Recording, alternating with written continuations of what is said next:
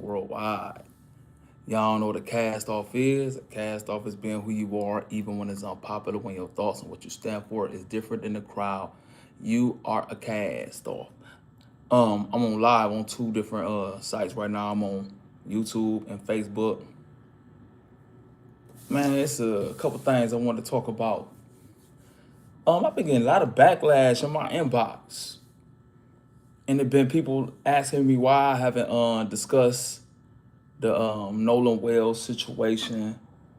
And then I had just put up one of my old videos. I grew up on a corner when I made music, and people ask me why you stopped rapping, you turned your back on the neighborhood and all that.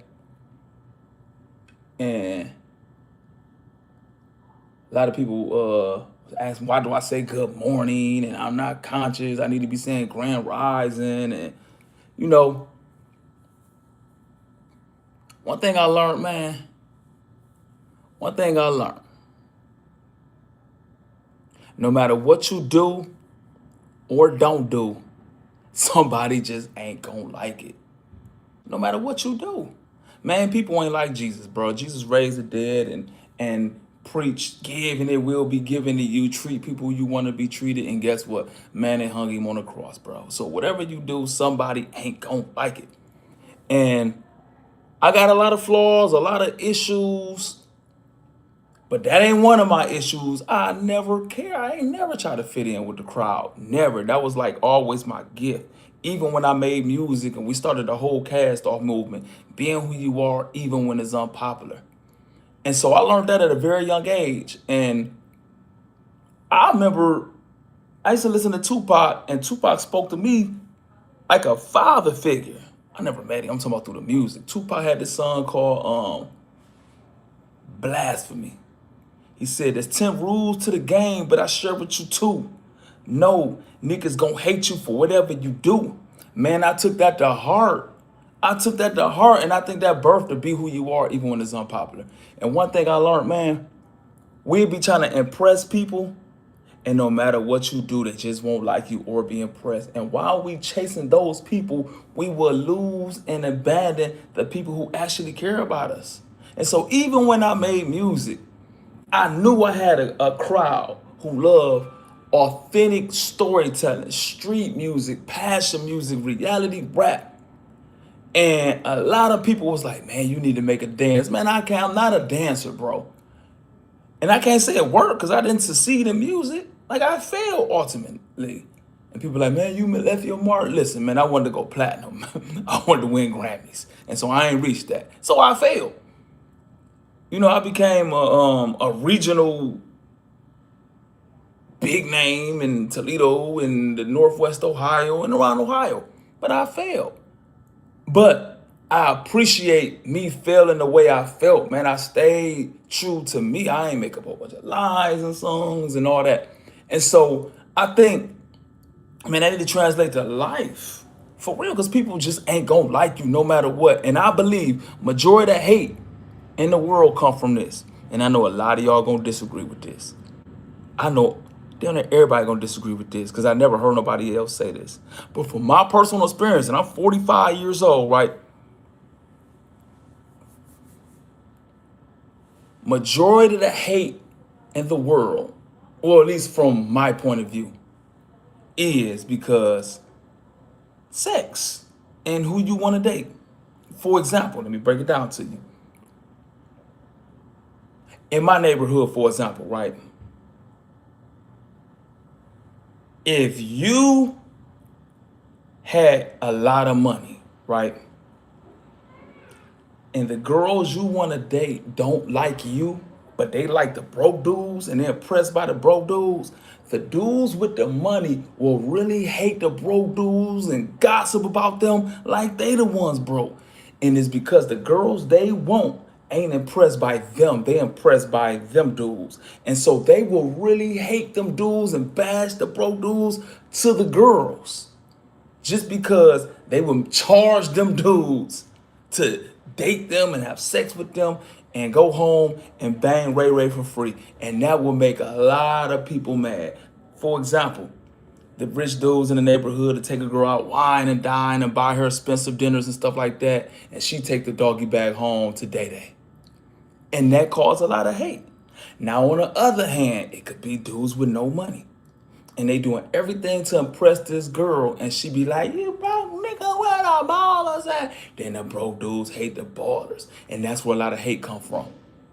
Now, let's get deeper. I believe a lot of hate from white guys come from they do everything to impress this girl. And what if she not impressed by him, but she love black dudes?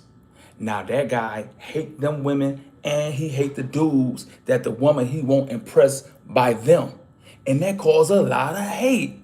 Now you hate this person you don't know nothing about, but you hate the person who you like and the person they like because they don't want you.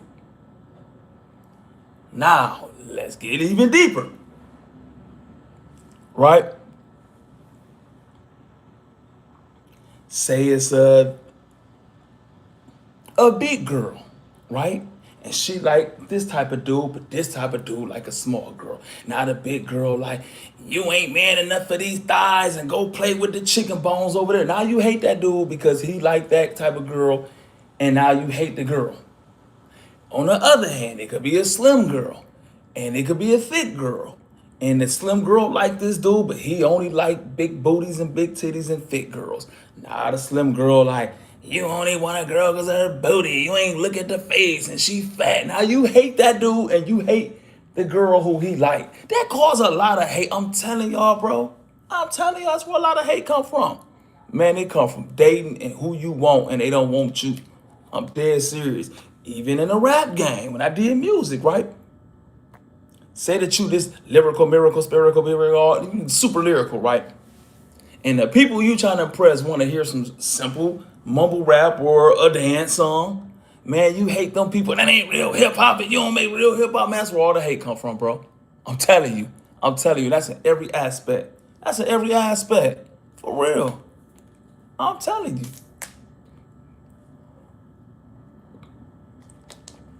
I'm telling you, man, that is true. And so, hey, man, one thing I learned, man, no matter what you do or don't do, somebody ain't gonna like it. And there ain't nothing you can do about it. Bend over backwards, hula hoop through a Cheerio. They just ain't impressed by you. So that's why I always say, man, go where you celebrated and not where you tolerated. Jesus couldn't even perform miracles in his hometown because they didn't believe in him. He ain't try to convince them and say, this is who I am. Y'all need to listen to me. No, man. He moved on, went to somewhere else. Disciples from other places came, joined him, and they went and now look at his calling and mark on the world. Because he ain't chased the people who ain't want to be caught, bro. And I apply that to my life, for real. And so, you know, I get a lot of backlash. Y'all know this is a new page. This is a new page if y'all don't know this. Y'all see ain't that many people on there. My Instagram got took. All that. Because I believe different than a lot of people. And I'm going to tell y'all the main people who, I don't even care no more, man. Y'all, I don't even care about getting deleted and all that stuff like that. I used to. But, man, the main people, the main communities who hate my guts is the dog community. They hate my guts. Man, they hate me more than anybody. The dog community and the trans community hate me. And both of them community, they traumatize me. I'm gonna tell you, this is my first experience with where I said the dog love is overwhelming and crazy, right? And before I even get in this, right? So I had post a video from my live, and I was saying how people celebrated FBG Duck when he died and laughed, and then a dog attacked the man, and he shot the dog, and everybody act like the world was ending. All these white people got on my comments like, well, it ain't our fault, y'all can't. I don't talk about white people, or when I'm speaking, I'm not speaking to white people, bro.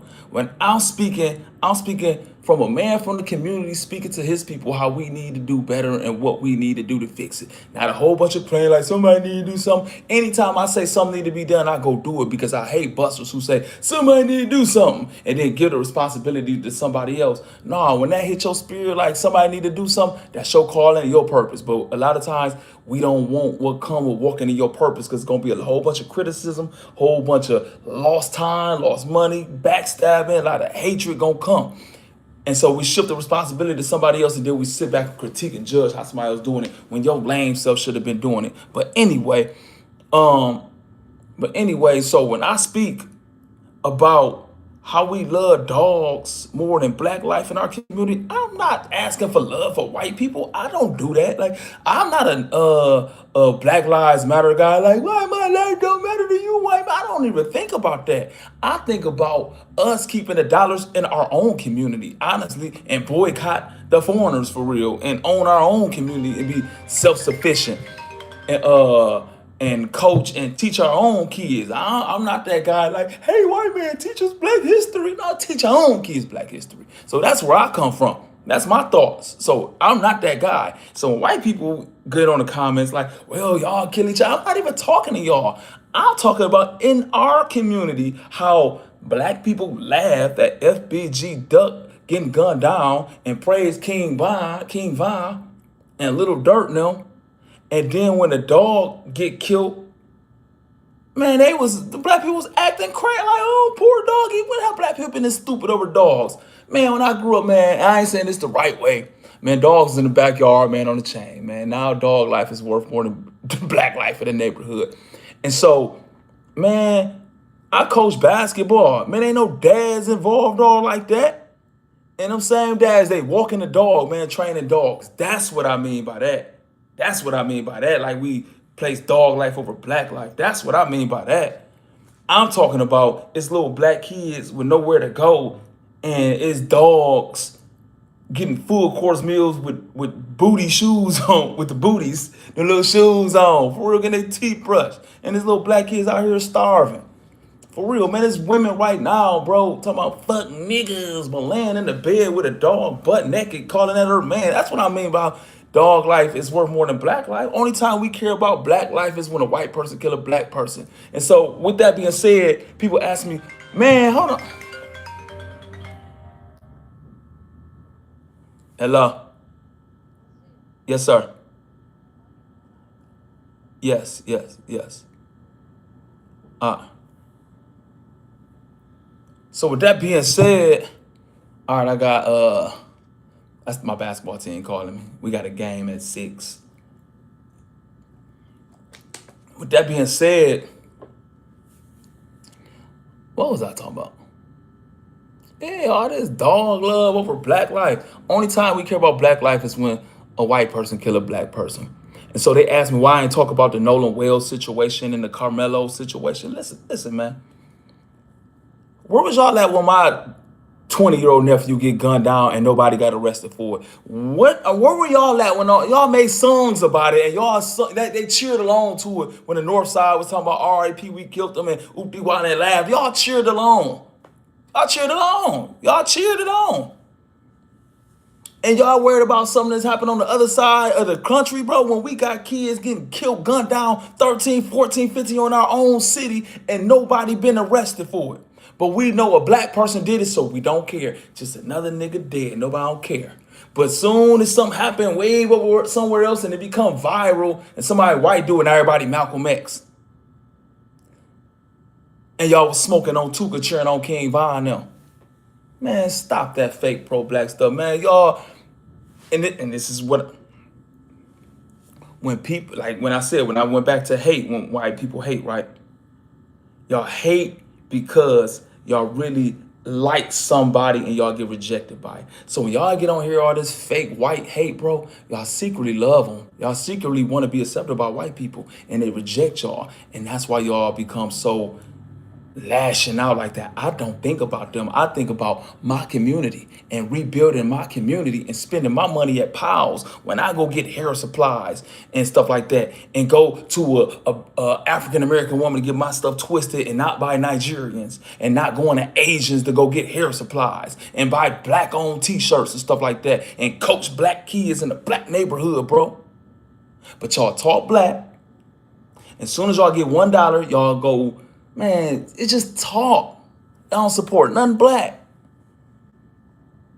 Asking me why I ain't talking about something, man, I'm supporting life, bro.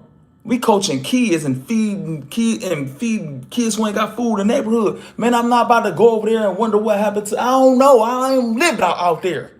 Man, when a kid get killed in our neighborhood by a black kid and nobody been arrested, nobody care. Y'all cheer on the killer actually and say free him when his mugshot get on there. But it's a kid way on the other side of the country. Something happened to him by a white person. Now everybody pro-black and Malcolm X. Man, stop the bull, bro. Stop it.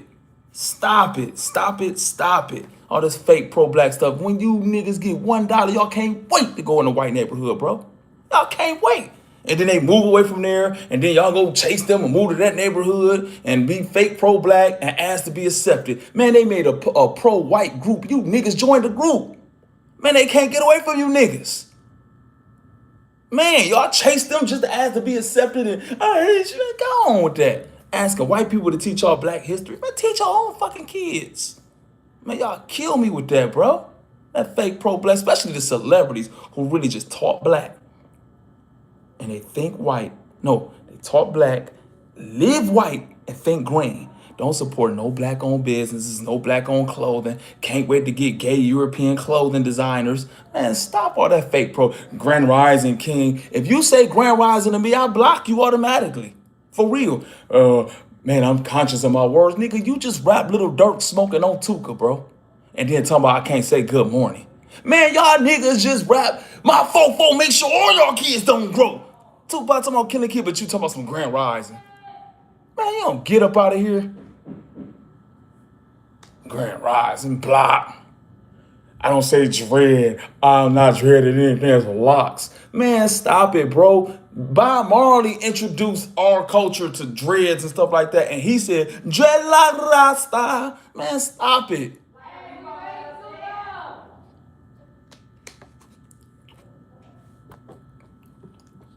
Man.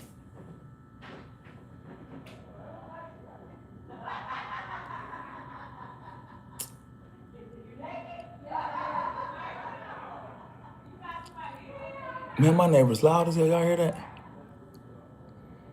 Yeah, but yeah.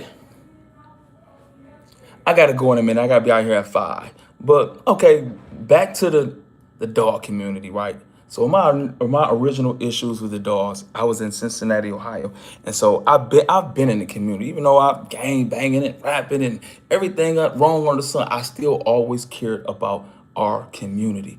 Now I was being a hypocrite because I only cared about my community. I didn't care about what happened on the north side or the east side or the west side. I cared about the south side, what goes on the south side community, and always coaching and feeding and giving and stuff like that. And I know that's shallow, but that's who I am, bro. And so when I went to Cincinnati, I was doing community work in the neighborhood I was in. And so it was so many black kids in orphanages who couldn't find homes, little black babies. I'm 17 years old. I can't adopt no kid. And so I'm like, why we can't get these black babies home? It's like nobody know about them and nobody don't want them. And so later that night, it was a commercial, right? I'm like, why we don't run commercials? Why commercials ain't ran? It's like, we don't have the fund and it costs too much money. Later on that night, I see a commercial about adopting a dog. These dogs on there, crying. I'm dead to the dog had a tear come out his eye, right? And the dogs flew. Everybody adopted these dogs. And right then I said, man, dog life is worth more than human life in America. And that's where my fight with the dog community started, right there. When I said, man, we can't even get babies out of this orphanages, but y'all give free commercials to dogs, bro, to find homes. Man, right there. And then when I seen FBG Duck get gunned down on camera like that, and y'all cheered on King Von and Little Dirt like that, And then the next day, that a dog attacked the man. And he shot the dog, and it was just an outpour. The video got deleted right there. I said, man, dog life is, you know what? Not even, man. If a white dude got gunned down, probably nobody would even care. Man, dog life is worth more than human life in America, bro. And so, man, and that's where my fight, come on, bro. We gotta love each other more, man. Don't talk to me about God, bro. When God say love your neighbor as you love yourself, not love Cujo as you love yourself, bro. Not love Scooby Dooby Doo as you love yourself, but love your neighbor, man. A spiritual being, a possessive soul that live in a body, bro. And we up here loving dogs all crazy. And so, yeah. And now. And so the dog community been blocking my pages, give me strikes because of stuff like that. Now here go the other community that hate my guts. The trannies, bro. Not even the regular gays, the transgenders really hate my guts, bro. It's the trannies. I would, my bad, tranny is a derogatory. Transgender hate my guts, right? So, I ain't gonna hold you. I didn't even know what a transgender was till I moved to Atlanta. Atlanta, man, it would change your life, bro. It would change your life. Oh my God, it would traumatize you if you were straight, man. I was traumatized in Atlanta. So I've been going back and forth to Atlanta my whole life, trying to make it in music and stuff like that. And so last time I went, it was because my clothing line had took off down there. These shirts right here took off down there. But anyway, my first